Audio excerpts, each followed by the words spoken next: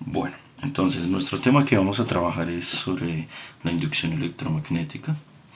Es un tema que pues es un poco complejo, hay que tener mucho cuidado cuando empezamos pues a definir ciertos conceptos. ¿Sí? Entonces para eso, uno de los primeros conceptos o lo que vamos a entender que es la fuerza electromotriz, la llamada FEM, que es la fuerza magnética. Sí, también mirar cómo se comporta esta fuerza magnética. Vamos a mirar también la ley de Faraday por inducción y la ley de Lenz. ¿Sí? Acá podemos ver algunas ecuaciones de las cuales nosotros pues estuvimos trabajando en el periodo, como es la de flujo, ¿sí? La ecuación de fuerza electromotriz y la inducción de Faraday y las inducciones alrededor de una varilla. ¿Sí? Entonces vamos a empezar a definir con un concepto que es muy clave. Ese concepto es el flujo magnético.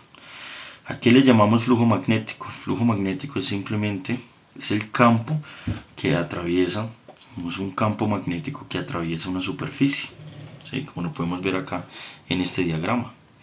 Ustedes tienen una superficie, una placa, puede ser de cualquier tipo, y en este caso hay un campo y esa placa está expuesta a un campo magnético.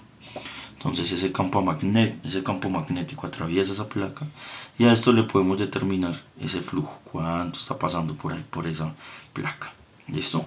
El flujo se representa con la letra phi, como podemos ver acá en la ecuación, y eso es igual al producto entre ¿quién? El campo magnético B por la superficie, ¿sí? Que es S. Bien. ¿Cuáles son las unidades de mi flujo magnético? Las unidades de flujo magnético se dan por ¿quién? Por la multiplicación de un Tesla, que el Tesla es el campo magnético por el metro cuadrado, que es la superficie, ¿no? Es el área de una figura. En este caso lo vamos a llamar Weber. Un Weber es un Tesla por metro cuadrado. Bien, esas son las unidades de flujo magnético. ¿Sí? Ahora, ¿qué pasa cuando la superficie no está verticalmente, sino levemente que inclinada? Entonces a nuestra ecuación le vamos a añadir este pequeño razón trigonométrica que es el coseno. Pero bueno, ¿por qué se da el coseno? Miren pues acá el diagrama, ¿cierto? Entonces miren, el campo magnético va en esta dirección, las líneas negras, pero el vector superficie, o sea, hacia dónde está mirando, ¿sí? Está levemente inclinada a ciertos grados, acá. Y este vector es el rojo, el llamado vector S, el vector superficie. Claro, y como yo estoy mirando, estoy calculando el flujo a través de B, pues aplicamos ¿qué? Coseno, que es nuestra razón trigonométrica, ¿sí? Que nos relaciona el campo magnético, que es nuestro cateto, sobre la hipotenusa, ¿no? Entonces, ahí denotamos nuestra nueva ecuación, que va a ser el flujo es igual a B por S, ¿sí? Por el coseno del ángulo.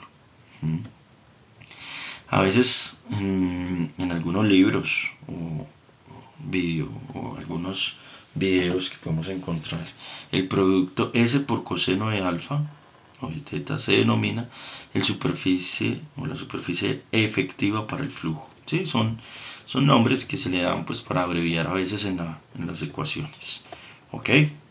Bien. Entonces, teniendo en cuenta nuestro flujo, nosotros podemos calcular algo que podemos ahí sí hablar y calcular sobre la inducción magnética. ¿Sí? Esto se vio gracias a dos experiencias que tuvo Henry Faraday, ¿sí? Para poder determinar ese flujo. Entonces acá nos dicen que un campo magnético constante genera una fuerza magnética sobre una corriente eléctrica, siempre. Si no hay corriente eléctrica, obviamente nuestra fuerza magnética también va a ser nula. Si la corriente eléctrica pasa a través de un hilo recto, la expresión de la fuerza magnética viene dada por la ley de Laplace.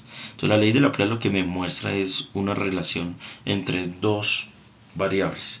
Una que es la intensidad, que acá está, es esta la intensidad, por la longitud, lo que mide ese hilo conductor, por el campo magnético. Si alguna de estas tres, bueno, más que todo la intensidad o el campo magnético es nula, ¿sí? O sea, no se genera, es cero, no hay allí, pues esa fuerza magnética va a ser cero, no existe, no hay. Bien, ok. Entonces, teniendo en cuenta esto, nosotros podemos mirar rápidamente qué es la fuerza electromotriz, ¿sí? Entonces, la fuerza electromotriz, ya permítanme acá, me ubico en un ejemplo muy sencillo. La fuerza electromotriz lo que me presenta es una variación, ¿sí? Acá, espera, por aquí ya me ubiqué. Es me representa una situación de que, de una corriente inducida, ¿sí? Que está atravesando una superficie, como ya lo habíamos hablado allí anteriormente. Entonces, esa corriente inducida es producida por una fuerza electromotriz que a su vez es también inducida, que es directamente proporcional a la rapidez con que varía el flujo y al número de espiras como se está induciendo. ¿Qué me quiere decir esto? Que lo que me representa la fuerza electromotriz, ¿sí?, se da gracias a una corriente inducida en una bobina. Nosotros ya conocemos qué es una bobina, ya en clases pasadas hablamos de las bobinas, son esos pequeños hilos totalmente delgaditos que son dorados, ¿sí?, que están enrollados en un núcleo, ¿sí?, de hierro, y por allí pasa corriente. Entonces, por medio de esa inducción, de esa corriente, lo que me genera es una fuerza. Esa fuerza electromotriz se representa con esta E, como una E cursiva, y es igual a quién, al número de espiras. Esta N lo que me representa el número de espiras, de vueltas. ¿Por quién? Por el diferencial de phi sobre el diferencial de t. A esto también se le conoce como la ley de Faraday. Se expresa así. Y también se expresa de forma diferencial. Nótenlo acá. Una cosa es trabajarlo con un delta y otra cosa es trabajarlo con un diferencial. ¿Cuáles son las dos diferencias que existen allá? Simplemente que aquí tenemos un flujo inicial y un flujo final respecto a un tiempo final y un tiempo inicial, ¿sí?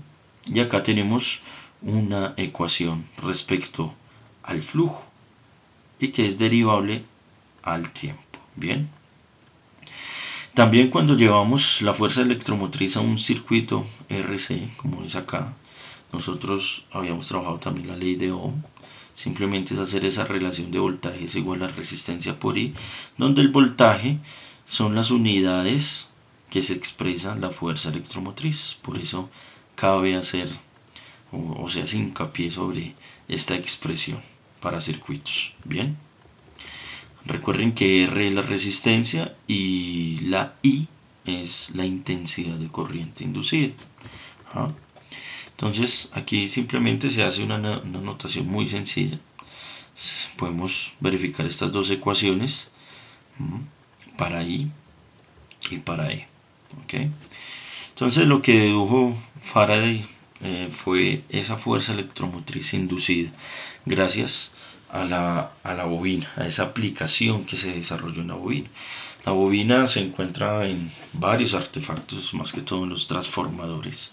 Recuerden que nosotros tuvimos una charla también de transformadores en clase ahí en el salón. Hablamos sobre los transformadores, cómo generar corriente o reducir esa corriente, ¿sí?, mediante los transformadores. Bien. Entonces acá podemos ver esa aplicación. Son transformadores que están dentro de un núcleo magnético. Este es un núcleo magnético 2, uno norte y uno sur. Esto es simplemente una varilla por la cual acá pasamos corriente, ¿sí? Obviamente se trabaja con una resistencia, pues para regular esa corriente, ya que pues ahí la corriente pues es muy alta, ¿no? Para reducir riesgos por seguridad pues se emplean las resistencias. Y cuando yo enciendo acá mi interruptor, la corriente empieza a circular por todo lo que es esta varillita.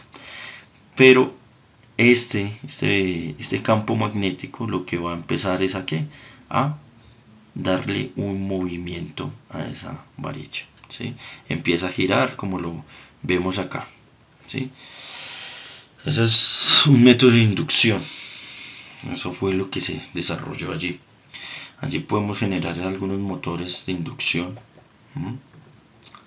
Esa es una de las aplicaciones más famosas que podemos encontrar en nuestra vida. Ok, entonces vamos a desarrollar un ejercicio, ¿sí? Muy sencillo para ver qué es lo que pasa allí. Entonces para eso, permítanme, retomamos aquí lo siguiente. Nos dicen, una bobina de 100 espiras de 200 centímetros cuadrados cada una gira con una velocidad constante de 300 revoluciones por minuto en el interior de un campo magnético uniforme, ¿sí? Como lo mostrábamos o como lo acabo de mostrar acá en el diagrama anterior. Está girando allí y ese campo magnético es uniforme y tiene un valor de 0.5 teslas. Inicialmente el vector superficie de la bobina y el campo coinciden en dirección y sentido, como lo muestran acá en nuestro diagrama. Esta es la bobina, ¿sí? Está inicialmente el vector superficie está igual en la misma dirección que el campo magnético, ¿sí? Pero después vamos a calcular la fuerza electromotriz inducida cuando la espira empieza a girar, o sea, cuando está a 90 grados, ¿ok? Entonces lo primero que debemos de conocer es nuestro flujo, el flujo magnético. Recuerden que siempre es el paso del campo magnético en una superficie. En este caso el coseno es cero, ¿por qué? Porque es que la dirección tanto de la superficie como el campo es cero, o sea, no hay una diferencia angular allí, ¿sí? Entonces multiplicamos el campo magnético por la superficie. Recuerden, en este caso el problema está en 200 centímetros cuadrados, lo pasamos a metros cuadrados. Esto me dice que hagamos una conversión muy sencilla, que cuando tenemos centímetros cuadrados y los llevamos a metros cuadrados, lo que hacemos es multiplicar por 10 a la menos 4, como está acá. Entonces hacemos esa multiplicación y obtenemos el flujo, ese flujo inicial para nuestro primer caso, que va a ser de 0.01 Webers. ¿Listo? Pero ahora yo voy a voltear, voy a girar esa bobina 90 grados. Entonces tengo que calcular nuestro nuevo flujo. Este es nuestro flujo inicial. Ahora nuestro flujo final, cuando yo giro, ya no va a ser de 90, sino de 0, sino de 90 grados. Claro, porque el vector S, ¿sí?, se va a mover 90 grados respecto a B, y por eso el coseno de 90, si lo hacemos directamente, es 0, y todo nuestro producto va a ser 0. O sea que el flujo final, cuando esta bobina gira, va a ser de 0 Webers. ¿Listo? Y como la pregunta es calcular la fuerza electromotriz, sencillo, empleamos nuestra ley de Faraday, ¿sí? Como ya lo habíamos charlado. La ley de Faraday me establece que la fuerza electromotriz es igual al número de espiras por el diferencial, ¿sí?, de phi sobre el diferencial de t. En esta ecuación nosotros ya conocemos quién, el número de vueltas, ¿sí? Eso nos lo da el problema. Recuerden que son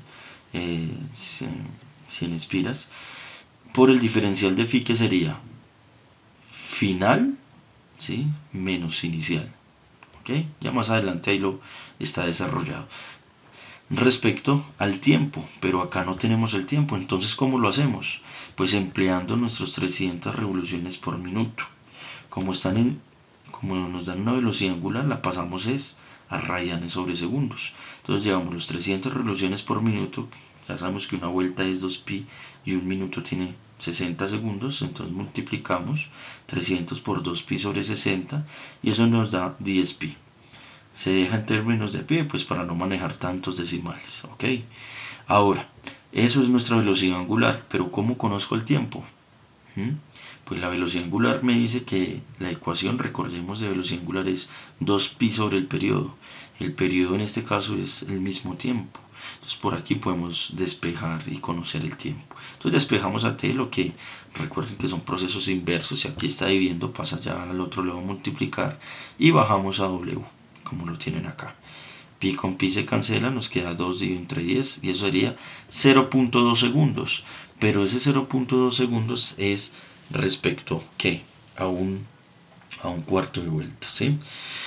Porque el tiempo está dividido en 4, el movimiento está dividido en 4 intervalos, porque está girando cada 90 grados, ¿listo?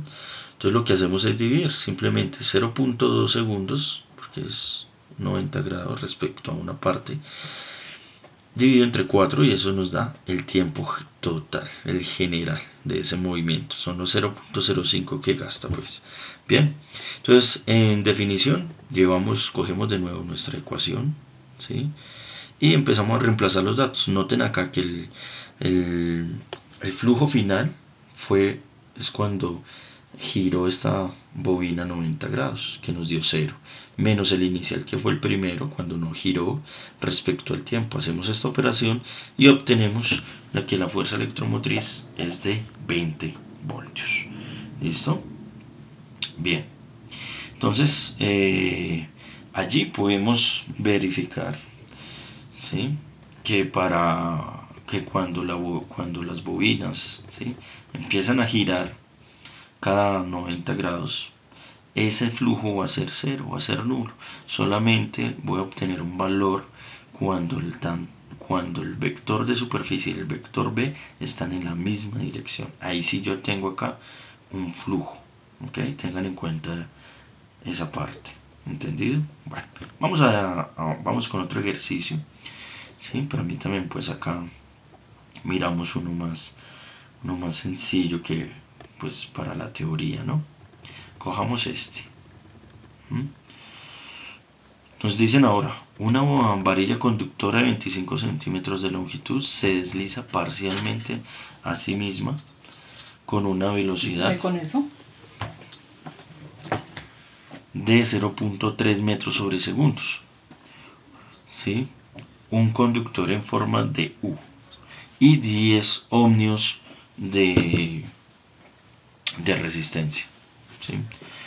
El conjunto está situado en el seno de un campo magnético uniforme de 0.5 teslas y perpendicular al círculo formado por los conductores. Entonces acá vemos el diagrama en donde el campo magnético está entrando.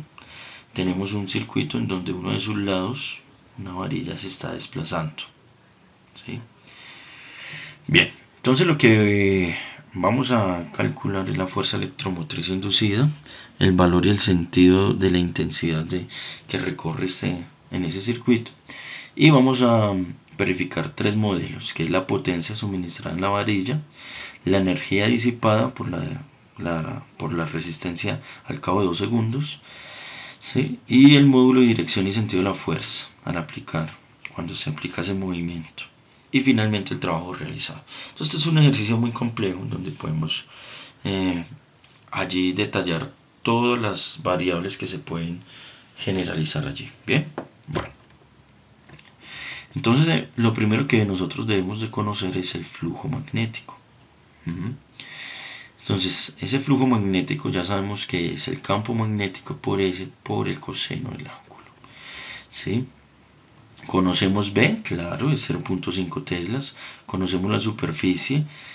Allí es donde debemos de tener en cuenta que esta superficie se está desplazando, no es una superficie fija como en el anterior ejercicio. ¿Por qué se está desplazando? Porque yo estoy variando la longitud acá. Entonces lo que hacemos es un arreglo acá, muy sencillo. ¿Qué quiere decir un arreglo? Un arreglo de ecuación respecto a la superficie. Entonces noten pues que yo tengo es que el desplazamiento cada 0.25 a razón de una velocidad, ¿sí?, que es al cabo de 0.3 metros por segundo. Lo que me queda expresado eso es una ecuación en términos de t, un valor ¿sí?, de magnitud por t. Y como la dirección del campo, ¿sí?, respecto a la superficie están en la misma dirección, va a ser 0. Entonces lo que hacemos es calcular ahora sí nuestro flujo. Entonces el flujo va a ser igual a ¿quién? Al campo magnético multiplicado por la superficie, que es 7.5 por 10 a la menos 2. Recuerden este ajuste que se le hizo acá, ya que no es una superficie fija, sino que hay un lado que se está moviendo con una velocidad constante. Entonces me queda que este flujo va a ser 3.75 por 10 a la menos 2 por t. Está en razón de t, del tiempo. Aquí están las unidades que son Webers. Entonces ya tengo el flujo. Entonces, ¿cómo calculo la fuerza electromotriz? Pues empleo la ley de Faraday, que es el número de vueltas, ¿sí?, por el diferencial de phi por el diferencial de t. Noten acá que son derivables. Esta de lo que me está representando es la derivada respecto a la función. Entonces lo que hago es dividir, como el flujo me quedó en términos de t y se está dividiendo respecto a t, pues cancelamos y así obtengo pues la fuerza electromotriz con sus unidades correspondientes. Bien, ok. Entonces, ¿cómo calculo la intensidad de corriente? Pues es muy sencillo, es emplear la ecuación que inicialmente trabajamos, que le habíamos mencionado, que la fuerza electromotriz para circuitos es igual a la intensidad por resistencia. En este caso nos piden que calculemos es la intensidad. Ya como nosotros conocemos la fuerza electromotriz, ¿sí?, lo dividimos respecto a la resistencia. Hacemos esa operación, ¿sí?, y obtenemos que es 3.75 por 10 a la menos 3 amperios. Ese valor que me representa, pues esa es la corriente inducida, ¿sí?, en ese circuito, lo que está transcurriendo allí. Bien, entendida esa parte. Bueno, entonces, y finalmente, ¿cómo podemos calcular el potencial? ¿Sí? El potencial que suministra la varilla como generador es, seguimos la ecuación, es simplemente el potencial es igual a la fuerza electromotriz multiplicado ¿quién? La intensidad. Entonces estos dos valores ya los habíamos calculado aquí arriba, ¿sí? Multiplicamos y obtenemos nuestro potencial en términos de watts, ¿sí?, en términos de watts. Esa W son watts. Es un potencial muy mínimo, ¿no?, porque está por 10 a la menos 4. ¿Listo? Y finalmente esa energía disipada, ¿sí?, como consecuencia, al cabo de 2 segundos, empleamos la ecuación de energía. Entonces lo que me dicen es que es igual a ¿quién? W es igual a la potencia multiplicado por el tiempo. Entonces la energía es el potencial que aquí calculamos respecto al tiempo, que es al cabo de 2 segundos. Y así encontramos esa energía disipada que se está disipando en ese, por medio de esa varilla. Bien, entendido. Eso sería pues en general hasta ahí como todo el conjunto de ecuaciones que se manejan en inducción electromagnética.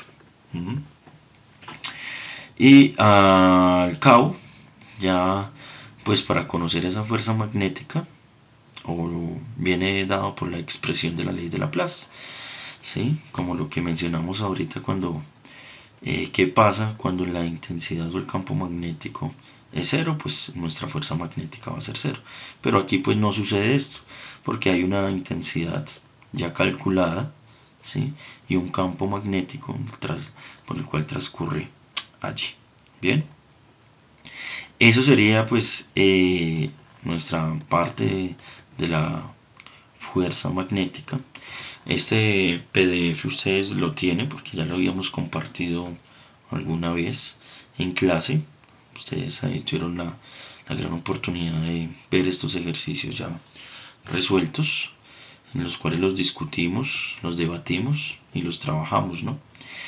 Sí, es un tema que no es tan complicado, simplemente es tener claras nuestras ecuaciones.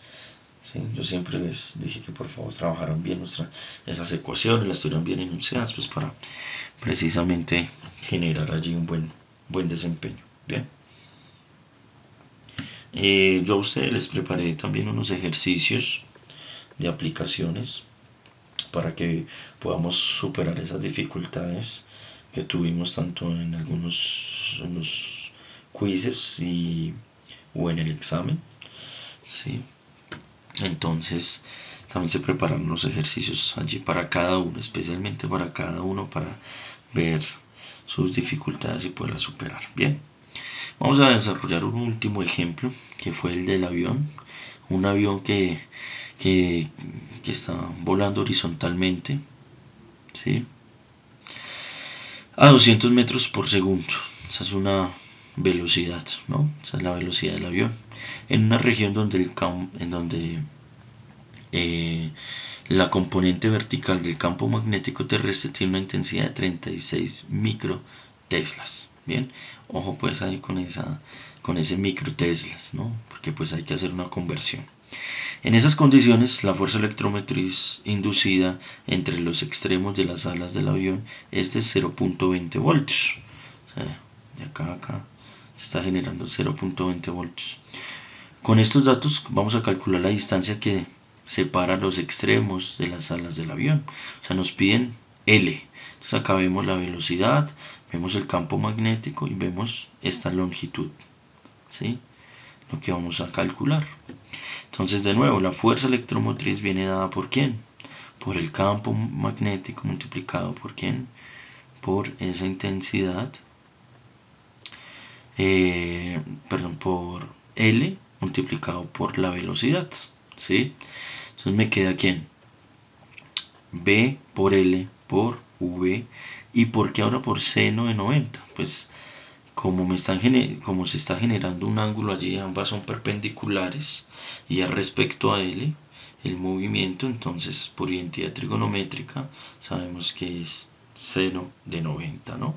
Es fácil acá de saber que es respecto a L el ángulo que se forma, ¿no? Entonces lo que vamos a despejar de L, pues ya sabemos que igual seno de 90 pues va a ser 1, ¿sí? Es diferente cuando hablo de coseno de 90, que ahí sí es 0 por identidad. Entonces, como seno de 90 es 1, entonces me queda que es campo magnético por L por la velocidad. En este caso, despejamos a ¿quién? A L. Bien, entonces noten acá que es L me va a quedar en términos de ¿quién? De la fuerza electromotriz dividido ¿quién? El campo magnético por la velocidad. ¿Quién es la fuerza electromotriz? Pues los 0.2. ¿Quién es el campo magnético? Es 36 microteslas. Micro lo pasamos a teslas, o sea, es multiplicar 10 por 36 por 10 a la menos 6. Y la velocidad son 200 metros por segundo. Entonces hacemos esa operación y obtenemos la longitud, ¿sí? Que sería 27.78 metros. Bueno, entonces en general espero pues que este pequeño repaso nos sirva para poder desarrollar pues los ejercicios que vienen, para despejar algunas dudas. Sin embargo, pues si hay algo que de pronto todavía no hay algo muy bien o no está bien claro, pues ustedes saben que con gusto eh, les ayudo y les despejo pues estas dudas. Bueno, ok, gracias.